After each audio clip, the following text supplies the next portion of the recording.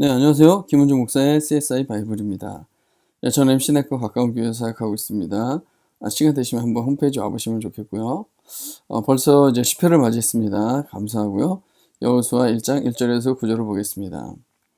여호와의 종 모세가 죽은 후에 여호와께서 모세의 수종자 눈의 아들 여호수아에게 말씀하여 이르시되 내 종 모세가 죽었으니 이제 너는 이 모든 백성과 더불어 일어나 이 요단을 건너 내가 그들 곧 그 이스라엘 자손에게 주는 그 땅으로 가라. 내가 모세에게 말한 바와 같이 너희 발바닥으로 밟는 곳은 모두 내가 너희에게 주었노니 곧 광야와 이 레바논에서부터 큰 강 곧 유브라데 강까지 해쪽 속에 온 땅과 또 해지는 쪽 대해까지 너희의 영토가 되리라.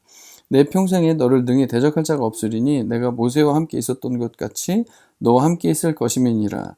내가 너를 떠나지 아니하며 버리지 아니하리니 강하고 담대하라. 너는 내가 그들의 조상에게 맹세하여 그들에게 주리라 한 땅을 이 백성에게 차지하게 하리라. 오직 강하고 극히 담대하여 나의 종 모세가 내게 명령한 그 율법을 다 지켜 행하고 우로나 좌로나 치우치지 말라. 그리하면 어디로 가든지 형통하리니 이 율법책을 내 입에서 떠나지 말게 하며 주야로 그것을 묵상하여 그 안에 기록된 대로 다 지켜 행하라. 그리하면 내 길이 평탄하게 될 것이며 내가 형통하리라. 내가 네게 명한 것이 아니냐. 강하고 담대하라. 두려워하지 말며 놀라지 말라. 내가 어디로 가든지 내 하나님 여호와가 너와 함께 하느니라 하시니라. 아멘. 일단 당시 상황을 봐야 되겠죠. 일단은 모세가 죽은 이후라고 기록이 되어 있고요. 요단강을 당연히 건너기 직전이겠죠. 그리고 광야 시대가 이제 마감되고 가나안 시대가 시작되기 직전입니다. 그리고 이제 가나안 족속들과의 전쟁을 치르기 시작할 그런 상황입니다. 그러다 보니까 정복전쟁 직전의 마음 상태인 것이죠. 전쟁을 앞두면 누구나 마음이 좋지가 않죠. 그래서 하나님이 그 땅으로 가라, 내게 주었다, 영토가 될 거다, 대적할 자가 없을 거다, 함께 할 거다, 떠나지 아니할 거다, 버리지 아니할 거다, 이렇게 얘기하면서 전쟁을 위한 마음의 준비를 시켜주고 있는 겁니다. 특별히 이 여호수아는 모세의 지도자도 없고 처음 이끌어가야 되는 이런 상황이다 보니까 더 강하고 담대하라고 말했던 거죠. 그래서 그 땅을 이 백성에게 차지하게 할 것이다. 이제 전쟁을 앞두고 있으니까 이제 두려운 마음이 이런 걸 위로해주는, 격려해주는 그런 오늘 본문의 상황입니다. 그런데 이런 본문의 상황에서 뭔가 좀 또 역시 이상한 점이 발견이 됩니다. 어디서? 이어지는 말씀에서 좀 문제가 발견이 됩니다. 보면 여기까지 6절까지는 전쟁을 앞두고 차지한다는 거 뭐죠? 전쟁을 하게 된다는 거죠. 이래야 되니까 당연히 강하고 담대해야 되는데 여기 강하고 극히 담대하라는 말이 나오고 또 강하고 담대하라는 말이 나오면서 이 중간에 뭐가 요구되고 있냐면 율법을 지켜 행하라. 우로나 좌우로나 치우치지 말아라. 다 지켜 행하라. 이 말이에요. 강하고 담대해서 율법을 지켜라? 이게 좀 뭔가 맥락이 안 맞는 것 같지 않습니까? 강하고 담대해서 전쟁을 열심히 해라. 이해가 되는데 아니 말씀 지키는 게 무슨 극한 담대함이 필요한 일이 아니지 않습니까? 그래서 뭘 위한 담대함인가? 여러분 이것도 여호수아 23장인데 똑같은 말씀이에요. 여기 보면 율법책을 지켜라. 그리고 우로나 좌로나 치우치지 말라. 오늘 읽은 7절 말씀이랑 똑같지 않습니까? 근데 여기는 23장에는 크게 힘써라는 말이 나와요. 그렇죠. 이게 어떻게 보면 정상적이죠. 말씀 지키는데, 율법 지키는 데는 힘써서 지키면 되는 거지. 무슨 강하고 담대해서 지키는 게 아니지 않습니까? 율법 지키는 게 무슨 겁나는 일이 아니지 않습니까? 근데 이런 식으로 얘기를 하고 있다는 것이죠. 왜 율법 지키는 일에 강하고 담대함을 요구했을까 하는 것입니다. 그래서 추측을 해보는 거죠. 정복전쟁 이후에 가나안 땅에 들어가서 어떤 상황이 벌어지나? 율법 지키는 것이 너무 두렵고 떨리는 일이 될 일인가? 라고 추측을 해볼 수가 있겠죠. 그래서 율법을 지키지 말라는 어떤 외압이 있나? 가나안 땅에 들어가면? 위협이 있나? 너 율법 지키면 죽는다. 라고 하는 뭐 이런 게 있는 건가? 아니, 우린 지금 이집트를 떠나서, 애굽을 떠나서 지금 약속의 땅에 들어가고 거기는 우리 땅이 우리가 주인인데 이런 외압은 없는 거 아닙니까? 그렇다면 뭐가 있을까 추측을 해보겠죠. 이게 외적인 게 아니라 내적인 거 아닌가? 그러면 내적인 거는 뭘까요? 여러분 광야에서 이스라엘 백성들은요 만나와 메추라기를 먹었습니다. 이 만나는 매일 아침에 바깥에 나가면 광야에 나가면 매일매일 내려와 있습니다. 그리고 이제 좀 그게 지루해갖고 이제 고기 좀 먹고 싶다고 좀 불평하면 하나님이 매출하게 보내주거든요. 그러니까 비교적 광야에서는 먹고 사는 문제가 그렇게 어렵지가 않았습니다. 근데 가나안 땅에 들어가 보면 한 번도 해보지 않았던 농사를 지어야 되는 거죠. 농사 지어야지 먹고 살 수 있게 되었습니다. 뭔가 이게 해보지 않은 거에 대한 두려움이 있겠죠. 근데 문제는 또 뭡니까? 이 농경과 바알 신앙이 연결되어져 있는 거죠. 여러분, 바알은요, 비와 폭풍을 주관하는 풍요의 신이었어요. 그러니까 비가 안 와요? 그럼 어떻게 될까요? 누구한테 얘기해야 될까요? 바알에게 우상 숭배를 해야지만 되는 거였어요. 그리고 여러분, 풍요는요, 그 당시 어떻게 생각하고 있었냐면 남자 신이었던 바알과 여자 신이었던 아스다롯이 성적인 결합을 해야지 이 풍요가 온다고 생각하는 그런 문화가 있었어요. 그러니까 풍요를 기원하는 일에는요, 반드시 성적인 음란한 것들이 있었습니다. 게다가 파종하고 추수하고 이럴 때는요, 여러 가지 또 다양한 연결된 바알 문화가 있었습니다. 그러니까요, 가나안 땅에 거주하던 백성들을요, 이스라엘 백성들 입장에서 하나님은 뭐라고 말씀하셨냐면 다 내쫓아라, 진멸하라, 다 같이 남김없이. 근데 이스라엘 백성들은 어떻게 해야 될까요?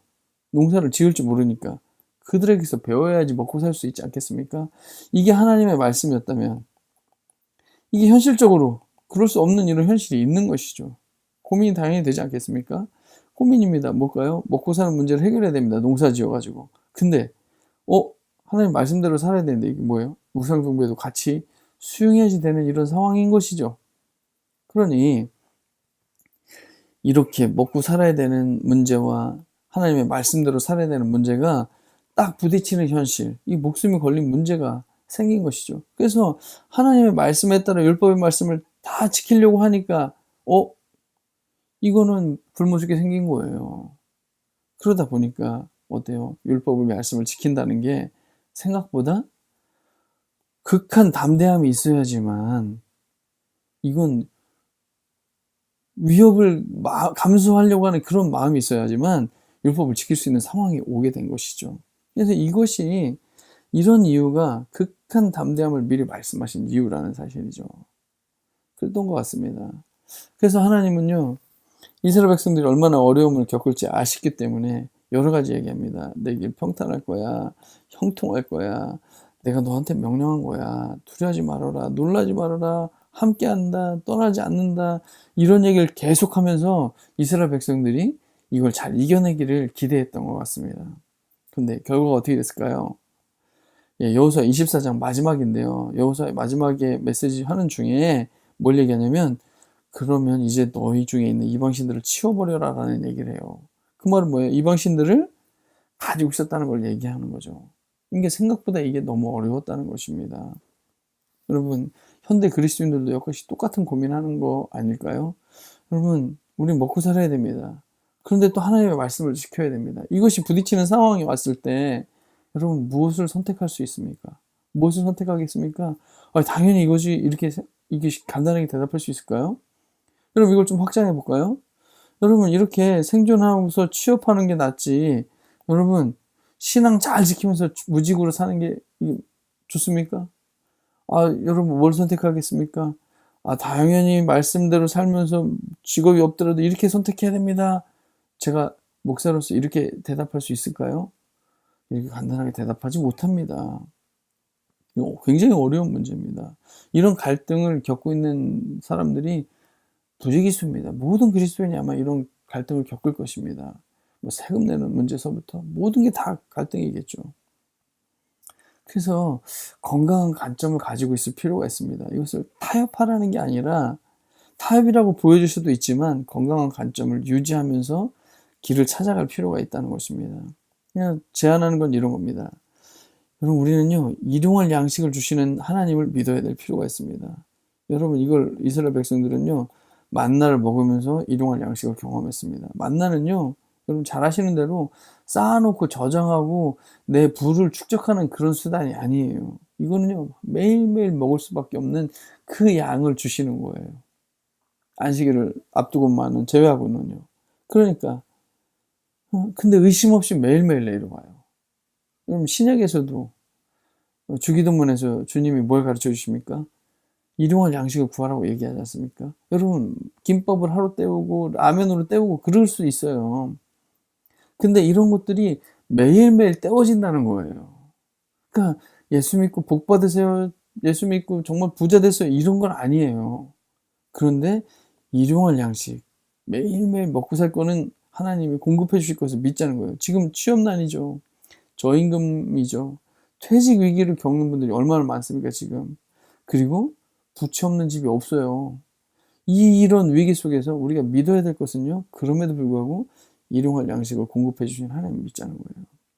그리고요, 그럼 우리는 또 이 악한 현실을 가능하면 떠나려고 그래요. 그래서 정말 말씀도 잘 지키면서 돈도 벌 수 있는 그런 직업을 찾으려고 그래요. 근데요, 그런 게 없어요. 여러분, 이 세상의 모든 일은요, 다 이윤을 추구하거든요.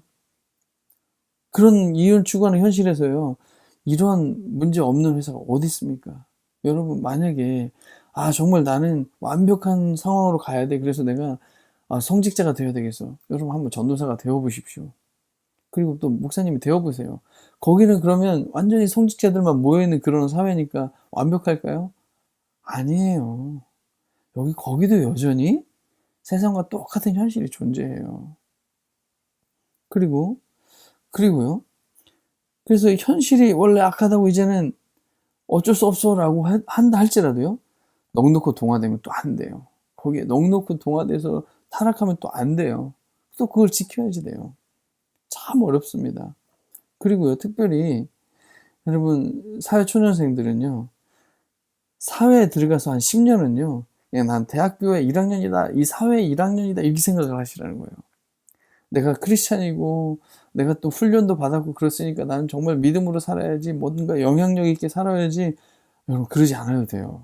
마음의 자유하게 난 대학 1학년이야. 10년은 대학 1학년이야 라고 생각하고 그 사회에서 요구되는 게 뭔가. 여러분 대학교 1학년이 뭘 요구합니까? 대학교 1학년들이 막 무슨 큐티를 열심히 하고 무슨 믿음 생활 잘할 거 기대합니까? 그런 거 하지 말고 일단은 아침에 늦지 않고 학교 가고 수업하고 숙제하고 이렇게 하면서 대학 이렇게 하는 거구나 만 익히는 게 대학 1학년이죠. 그러니까 사회에 들어가서 이렇게 사회는 이런 곳이구나. 이렇게 해야지 먹고 사는구나. 이렇게 하면 안 되는구나. 이렇게 해야지 정말 인정을 받을 수 있겠구나. 이런 거 터득하면서 때때로는 주일 못 가는 때가 얼마나 많습니까? 저희 교회 청년들을 보니까 주일날 회사에 나오라는 사람들 많아요. 어떻게 합니까? 나가야지. 그럼에도 불구하고 마음의 중심에 하나님을 향한 마음을 잃어버리지만 않으면 이 사회 초년 10년은 성공한다고 저는 생각합니다. 이것 자체가 성공이라고 생각해요. 그리고 경력이 쌓여가면서 회사에서 꼭 필요한 인재가 되어져 가면서 시간이 가다 보면요. 타협이 아니라 뭔가 변화시킬 수 있는 그런 상황이 오게 된다는 것입니다. 이런 생각을 가지고 하루하루 믿음의 삶을 살아가는 것이 저는 이 시대에 필요한 어떤 생각이 아닌가 생각합니다. 그래서 하나님께 대한 중심을 갖고요. 세상에 지금 어쩔 수 없이 타협할 수밖에 없는 상황을 맞이한다 할지라도 회복할 그런 꿈을 여전히 간직한 채 살아갔으면 좋겠습니다. 그래서 이런 생존이 위협받는 시대에 신앙과 부딪히는 이런 시대에 어떤 모습으로 신앙생활하는 게 중요하냐? 오늘 본문은요. 강하고 담대하라고 말해요. 내가 이러려고 회사 다녔나? 내가 신앙생활 똑바로 하는 건가? 자꾸 무너질 필요가 없이요. 강하고 담대하라는 거예요. 그리고 그걸 위해서 극한 동행을 말씀하세요. 극한 동행이 뭘까요? 내 입에서 떠나지 말게 하라는 거예요. 내 입에서 떠나지 말게 하는 건 얼마나 열심히 그걸 자꾸 생각하라는 거예요. 주야로 밤낮으로 그것을 묵상하라는 거예요. 하나님 말씀을. 여러분 이 극한 동행이요. 여러분 우리가 큐티 한번 하려고 해도 이게 제대로 안 되지 않습니까? 바쁜데 피곤한데 그러면요 지하철 타고 출근하다가 꾸벅꾸벅 졸면서도 탄식으로 기도하세요. 정말 퇴근해갖고 쓰러져서 바로 이제 뭐 잠자리에 드는 그런 상황이라 할지라도요, 잠깐이라도 하나님의 도우심을 구하는 이런 극한 동행의 노력을 갖자는 거예요. 그리고요, 우리가 무너지지 않습니까? 언제든지 다시 하나님 앞에 나아가서 회복할 그런 용기를 갖자는 게 저는 이 시대가 필요로 하는 신앙의 어떤 모습이 아닐까 생각합니다. 그런 삶을 사는 사람들, 이런 꿈을 놓지 않고 뭔가 세상을 위해서 하나님의 뜻을, 하나님의 사랑과 용서를 흘려보내려고 하는 그런 마음을 가진 생활선교사 여러분들을 정말로 응원하고 기도합니다. 간단치 않은 상황들을 저는 계속해서 들어가고 있습니다. 여러분 기도하고 응원합니다. 여러분 저의 기도가 필요하고 또 상담이 필요하고 격려가 필요한 분들 저희 홈페이지에 오시면 제 연락처 있거든요. 연락 주시면 제가 만나드리겠습니다. 찾아가겠습니다. 밥 한 끼 사드리겠습니다. 연락 주세요. 그래서 이런 부분도 묵상했으면 좋겠습니다. 극한 담대함이 필요했던 위기의 순간들 여러분 있었습니까? 어떤 부분들이었는지 서로 나눠주시면 좋겠고, 하나님의 절대 주권이, 이 인생에 대한 주권이 정말 하나님께 있음을 얼마나 나는 신뢰하나. 그리고 타협이 불가피한 상황에서 건강한 태도는 무엇일까? 여러분 스스로 정리해 놓는 시간들을 가지면 좋겠다 싶습니다. 그래서 오늘 좀 무거워지긴 했는데 성경 즐겁게 읽는 분들이 많아졌으면 좋겠습니다. 똑같은 강하고 담대하라는 말씀인데 완전히 달랐다는 거죠. 오늘 보니까. 댓글도 환영하고요. 좋아요, 구독하기 많이 눌러주시고요.